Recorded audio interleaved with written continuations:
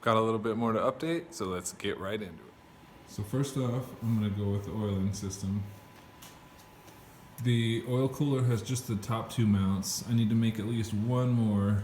I'm thinking this corner to back there, or it might go around the intercooler. I could do all four. It's just gonna take a little bit more time and like raw materials. So down here we have the scavenge pump. Don't laugh at it. I'm doing a lot of grinding on this because my welds are so horrible, but I have this bracket that I'm making for the scavenge pump. I'm hoping, and it looks like it should work, that the scavenge pump will go right here. It's just right below the frame rail. It's right next to the turbo filter. The turbo, the manifold is a mini ram. It mounts the turbo kind of in a low spot. Let's see, it's pretty dark up there. The oil drain, you can see how close it is to the oil pan, like as far as like depth. And there's no way oil's gonna drain naturally out of that into the oil pan. So I used the temperature bung on the oil pan. It's behind the turbo, you can't really see it, but that's going to be where the oil returns into the pan. The scavenge pump will sit right here and just sort of will be like a U-shaped route that the oil will take. I've got the wiring laid out for it. It's not really permanent. It's just sort of like sitting here, but that's going pretty good. I've got the oil lines are pretty much like done. I'm gonna do like a heat shield right here, I think, to keep a lot of the turbo, the exhaust manifold heat away from the oil filter and some of these oil lines. So I'm gonna do like a little bracket that'll hold the feed line for the turbo right there.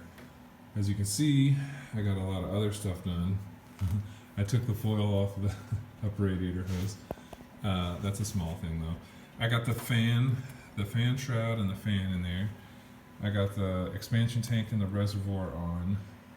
They took a little bit of doing to get this this bracket that holds the expansion tank just to fit just right. It's kind of, let's see, shoddy camera work. There's the bracket on the bottom, just holding everything in place. I'm waiting for the hoses. I'm getting new hoses for that. Same story on the brakes. The fronts are pretty much done. I need to add fluid and bleed the brakes. So I've never really mentioned much about the back brakes, just that I'm doing a upgrade of some kind. So these are EP3 rotors. That's like a 2003 Civic Si. The calipers are from an Acura RSX. I did have to swap out the little lever that holds the e-brake cable onto the caliper, but it bolts up everything. The DC5 calipers, the EP3 rotors, all bolt up. The only problem is I spent so much money on the front brakes, and I wasn't quite sure about this setup, so I didn't splurge on the rear brakes. So I got like the cheapest rear discs I could get, and they seem to be pretty like warped. And I think the parking brake cable's on a little bit, or the lever's up just a little bit. But like when you spin the disc, it kind of, there's like a low spot and a high spot, so it might need to be machined, it might need to be replaced, but it's a pretty cool setup. It all fits, just bolts together with OEM parts. I can't really show you much in here because it's so dark. Let's see. Oh yeah, lights up a little bit. There's some wiring going on in there. There's some circuit breakers you can see. Yeah, you can't really see the fuel pump is still not in there. Waiting on the hanger to get powder coated. I did replace the heater core, so the dashboard came out. There's a lot of wiring being just redone. I got another kill switch,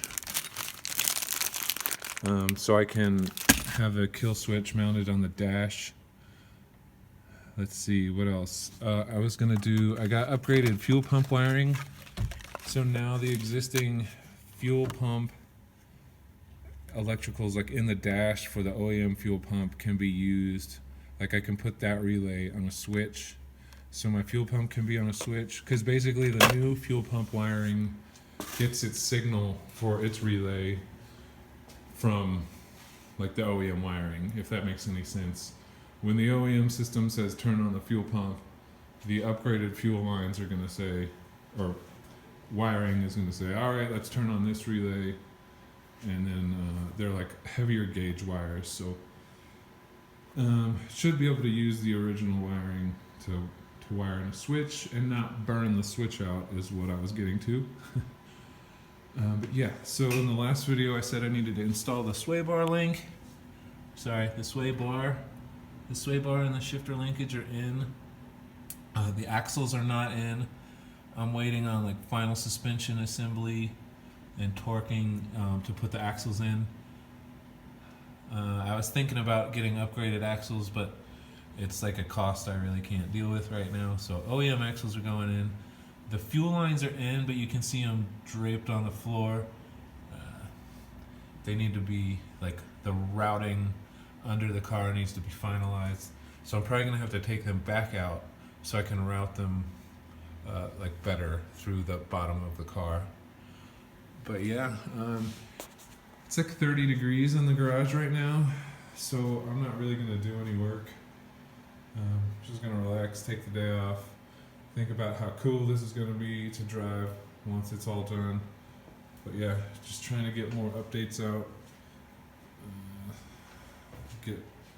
get people interested in the car and what's going on, and let everybody know, just in case people thought I was just sitting around not doing anything. It's not true. Alright, check you guys later. Thanks for watching. Like and subscribe. Bye bye.